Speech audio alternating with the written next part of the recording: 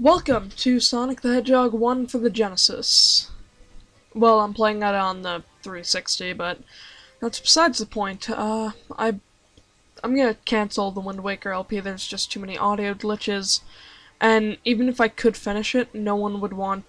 Even I don't want to watch those first 12 or so episodes. Just the static. You could barely hear my commentary. It's just really bad, and I want to do better, so like I said in the actual LP, I'm probably going to do the HD port down the line, because one, I'm better at it, I could probably edit around more stuff, and I would, by that time, know how to work proper audio. And even now, I know to use Audacity instead of the Elgato's built-in commentating button. So, yeah, I'm probably gonna keep the Mario Bros. 1 LP up that I did with my brother, because that was actually kind of fun. I'm not gonna do a Mario Bros. 3 LP anytime soon. I tried to do it, there are just too many desyncing issues. I've got to learn to wait before talking, because whoops, that was a mistake. One of the big issues I ran into was me starting to talk before really the capture software could really load, So that was a mistake. But, yeah, it's just kind of a relaxing game. I can beat it pretty well. Probably better than Mario 1. I don't really have any real issues with this game. Except for maybe a little bit of the final zone, but that's because it's kind of like Labyrinth Zone, but gray. It's weird. But, yeah. This game was produced in, I believe, 1991. Or, not produced, but sold, like, ready. Excuse me. But yes, this was Sega's attempt to rival Mario, which is a good marketing standpoint, because you want to put it against something that's really popular, so you get both negative and positive responses, because, like, a person will get more. Okay, say a Let's Player is claiming that they're better than someone with 1 million subs. Like, people will at least look at the channel, because, well, as long as they aren't completely just being asinine in their claim, because people do that and it's annoying, saying that they're better than someone with 100,000 subscribers because they upload 4 times a day or something, when the commentary group with 100,000 uploads once a day. But I mean, it's really about quality, not quantity. If you're trying to push out videos, it's not really that effective, because then you get burnout or something, Not the game, the thing, burnout, when you tire from something. So, yes. This game came out the same year as, well, same year, maybe not, but within a span of a couple months of Super Mario World for the SNES, which is a game I want to get to eventually. But, people say that Sonic starts at 16-bit and is better because Mario started at 8-bit, but honestly, you really can't judge them, you can't really judge it because, Mario started years before Sonic. But if you judge, graphically, Mario World versus Sonic 1, Sonic definitely looks better. Okay, there was a goal in the special stage. It is pretty deceiving, because one would probably think, hey, it's a goal, I should probably go to it to finish this stage. But it is really a way to get kicked out of the zone, pretty much, without getting Chaos Emerald. The Chaos Emerald I forgot to bring up. They do nothing in this game. Later games, they will let you achieve a Super Saiyan-esque state. Sonic glows a nice yellow, he's invincible, he's faster, he definitely does not run into common enemies, like I just did there. So it's kind of broken, but in this game it really just gives you a better ending. And better, I mean, flowers grow at the end. And the... whoops. That was bad. The enemy final boss of this game does not appear at the end screen saying try again or something. I believe he says try again. It's either that or try to get the missing Chaos Emeralds. And then he, is juggling them. It's just kind of weird. But yeah, there's not really a point, honestly. This game's really just kind of easy. In this version of the game, I don't remember if they fixed it in this port specifically, but in the original, at least, there was a spike glitch, where if you got hit by a spike, then you would no longer have invincibility frames load, and that would cause you to instantly die if you touched another spike.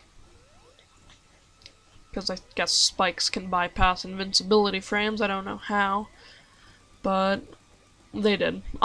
They're probably just programmed incorrectly. So yes, that was Green Hill Zone, a very iconic zone in Sonic and... Jeez, voice crack. Sonic and gaming, in general. But that comes with its own flaw, as Sega kind of thought, people enjoyed this first zone. Let's remake it like 5 million times. But you know what was used? Whoops. Jeez, that was a mistake. I hate caterpillars. If you roll into them, then there's a chance that their body parts would get out and hit you, but whatever. But, the stage that is, or the stage gimmick, or design, or whatever, used more than Green Hill would be Seaside Hill from Sonic Heroes, which isn't really that bad of a game. It's tedious, yeah, because you need to beat the game pretty much. Why did I do that? Beat the game pretty much 4 times to get the final ending, which was not cool. Anyway, in this game, Sonic can roll, but he does not have his signature spin dash move. He also does not have the insta-shield, and he definitely does not have any special sidekicks. But that's okay, because it's just kind of a simple game. The backgrounds are really nice, though, especially if you're playing with smoothed out pixels. I really should have got a glass of water, honestly, because my throat's getting pretty dry. Oh god. That's not really a flaw, but sometimes if you do not pay attention, you can slide into lava. Or just fuck up like I just did. Righto. In these 3 stages, there are, I believe, 2 secret rooms. One is right here.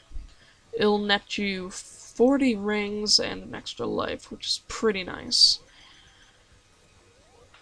Sonic uses 100 rings to get an extra life, but that's kind of par for the course with any platformer, really. Especially side-scrollers.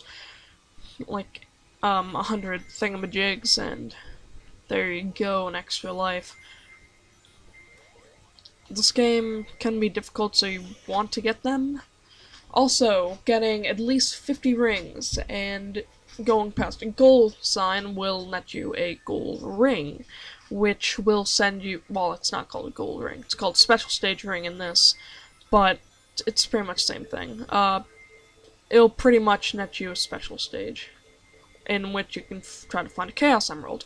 And back there, you saw that Sonic, for whatever reason, touched the goal and did not get forced out of the stage. That is a glitch, I believe, unique to the HD ports of this game, because I have not run into it in any other version of the game I own. I own about probably 3 versions.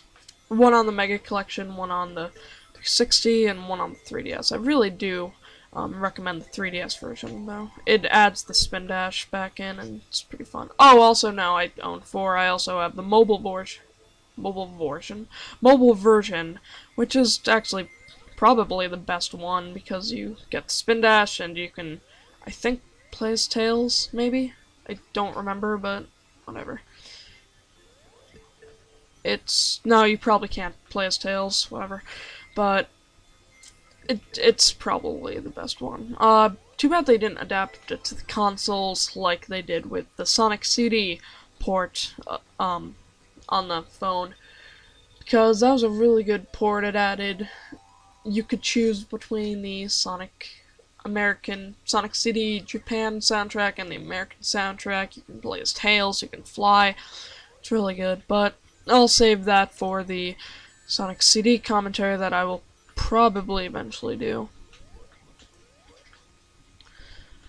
So, Marble Zone is really seen as kind of a pace breaker zone because that fast-paced, like high-speed action of Green Hill Zone is now gone with block pushing, slow lava puzzles that aren't really puzzles. Coming up here can net you some sweet power-ups, aka a shield, but that's good.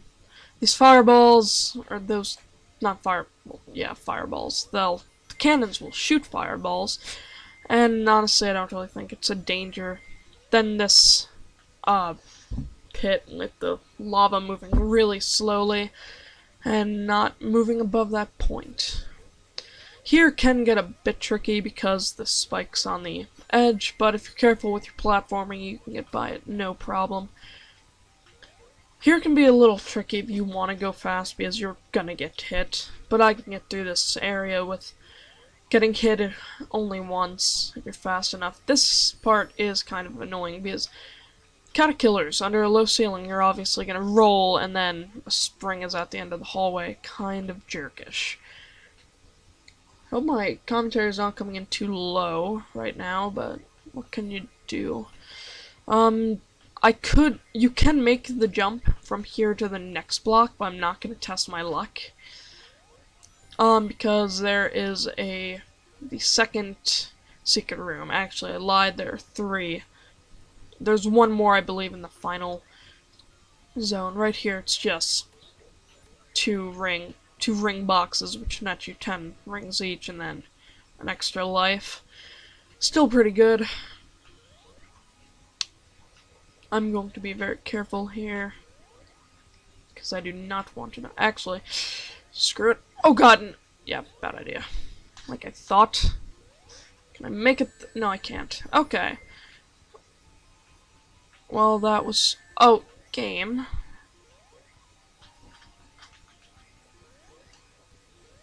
Okay, there we go. Well, that's screwing up the side.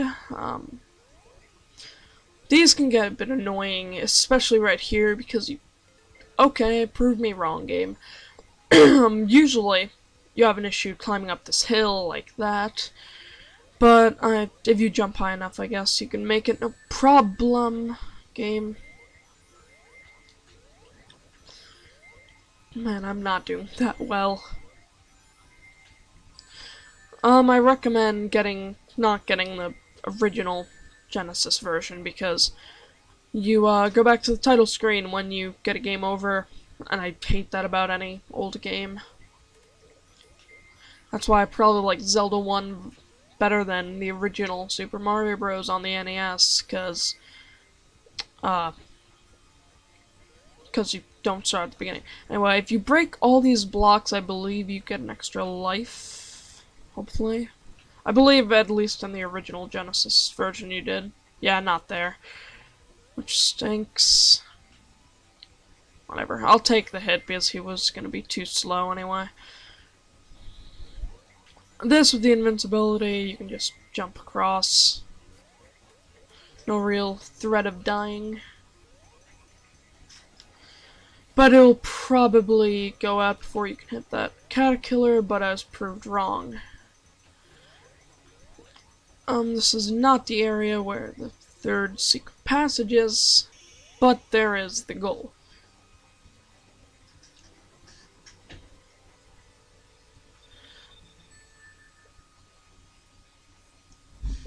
So that was Act 2, now we move on to the boss act.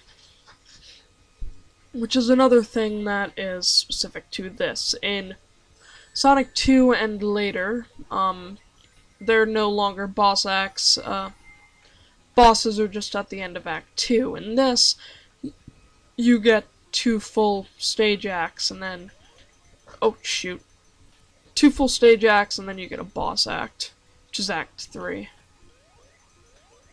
There are multiple pathways in this, boss act, which is pretty good.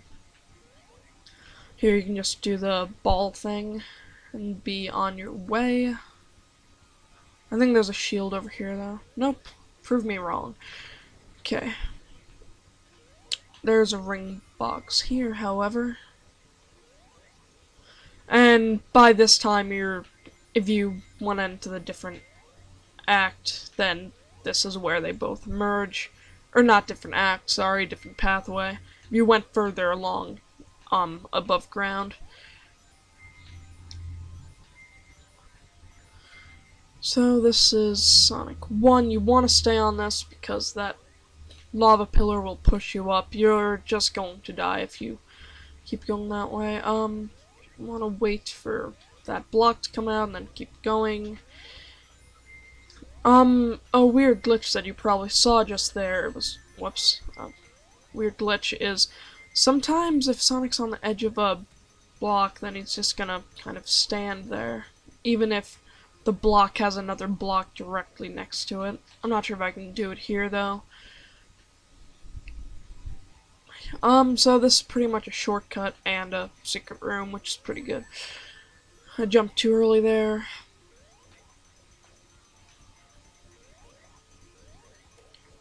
Yeah. Actually, in Super Mario World, it's just, like, the bats in that game just look really ugly, to be honest. But in this, they're, like, fully animated.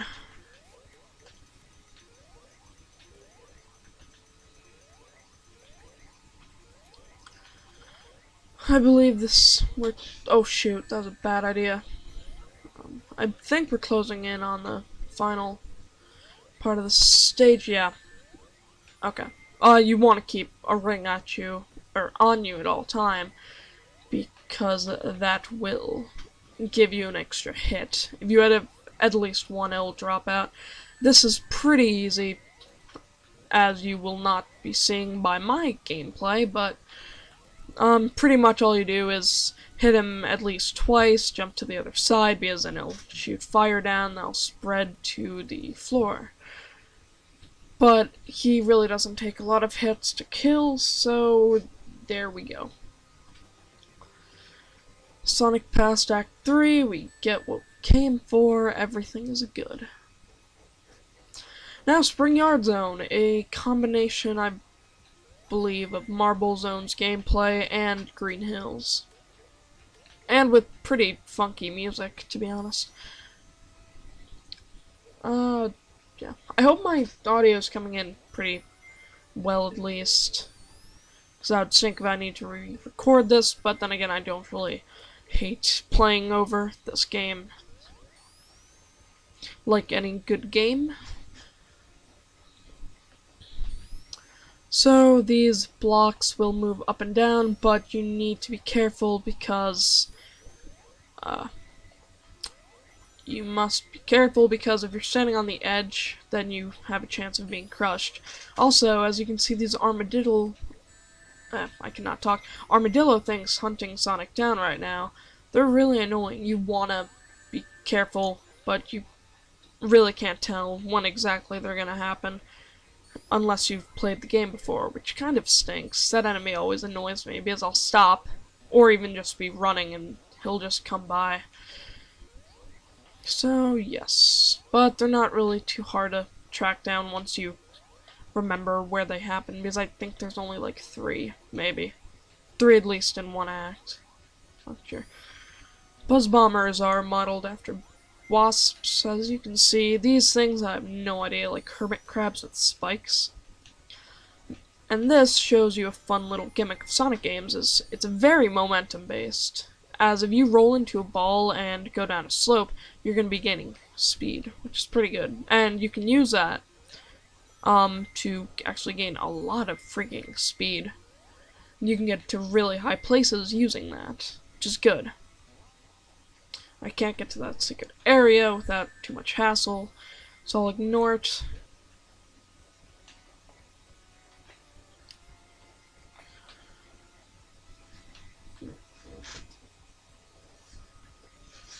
And I've never really noticed how repetitive this music is till now, but there we go. Also, if you jump around at the not title screen, but the end screen, you can earn yourself some extra points that don't really matter, but whatever. This is an old game, points matter, you could brag to your friends, it's a good time.